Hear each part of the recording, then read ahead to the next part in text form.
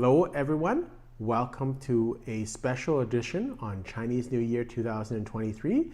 Today I'm reviewing the 2018 Chateau Marquis D'Alesme. The estate was actually created in 1585, and at that time it wasn't growing grapes, and it didn't start planting vines till 1616.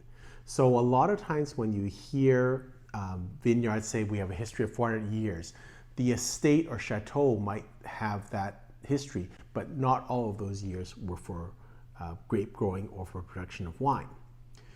The name Marquis D'Alesme comes from an early aristocratic family that owned the estate. So then let's fast forward to the French Revolution, because at the French Revolution, all the ownership was, voided and terminated. And so let's go to 1809 when it was sold to a Dutch merchant called Jean Becker Terlink. And that's where the Marquis D'Alesme Becker comes from, his middle name Becker. And so subsequently now, because of just marketing, they've now dropped the Becker. So it's now basically called Marquis D'Alesme. The Becker also still is on the back of the label, but they just feel that without the Becker, it's easier to pronounce. Couple other ownership notes. Somewhere in the mid-1900s, it was purchased and then given through inheritance to the Zuger family. And the Zuger family also owned Malescott Saint-Exupéry, which is another Margaux winery, which I'm very high on. And then in 2006, the Zuger family sold the winery to Hubert Perrodo, who also owns Chateau Labegorce in also the Margaux region. And unfortunately, Mr. Perrodo passed away in a ski accident shortly after he bought the winery. And now it is kind of managed or owned by his daughter, Nathalie.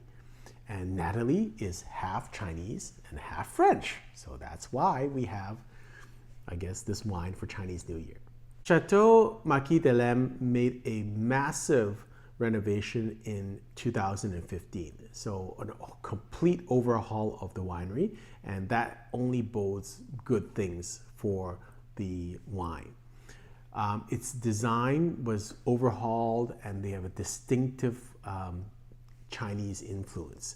So supposedly they have this bronze dragon with 22,000 scales. So it's supposed to be magnificent. I haven't been there, but they've done great things with the actual design of the winery and also with the vats.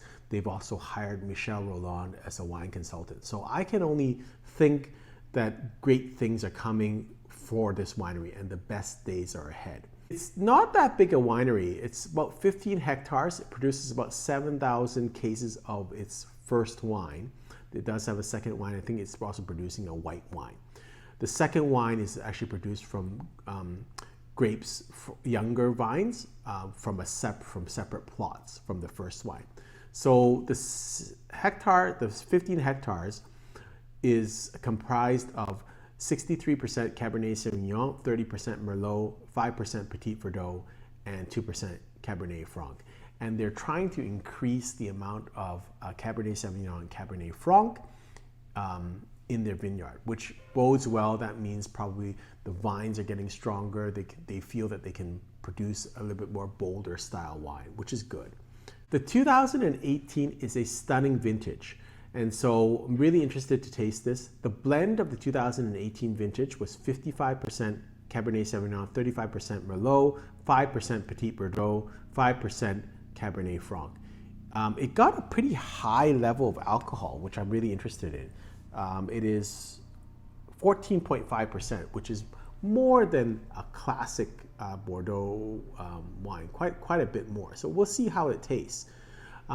The wine was aged 18 months, 65% of it is in new oak and 35% is in 2-year-old oak. That's a little bit more than their normal blend in terms of the age oaking. Typically, it's about 60% in new oak. So, that probably bodes well in terms of it means that probably it's a bit stronger, more intense, and that intensity of the grape can hold up to a little bit more new oak influence. So here is the cork. So fairly simple. I would say, kind of not great for 2018 cork. Lots of cuts, but that's okay. We pulled it out, so it's okay. Medium length. I've seen longer corks. This is the bottle. So Grand Cru Cassé 2018, Marquis D'Alesme, Margaux. And I guess that must be their winery. And then on the back, they actually say Marquis D'Alesme Becker. And you'll see it's 14.5% alcohol. On the color of the wine, you'll expect it. It's kind of blood red, very vibrant. So that's to be expected. Okay, sorry everyone. So I actually did record a video of my tasting of the wine, but I deleted it. So you're gonna have to look at this picture for the next 2.5 minutes. And while I go through it, luckily I did take some notes about the wine. I did open it at first and was really tannic, so it was really strong. It actually reminded me a little bit like a Saint Julien wine, and actually also like a young Pontet Canet, which is from Pauillac, of course. It is a growth wine. It is a third growth. So I decanted for 2.5 hours and I drank it with friends with some charcuterie, and then I did the tasting for the video purposes, which I deleted. But at that time, I still thought it was quite over extracted not in a bad way, but just it's so ripe. It was almost like you could taste the grape skins. So really bold wine, 14.5% alcohol, really bold, and again, powerful like a Saint Julien wine to me.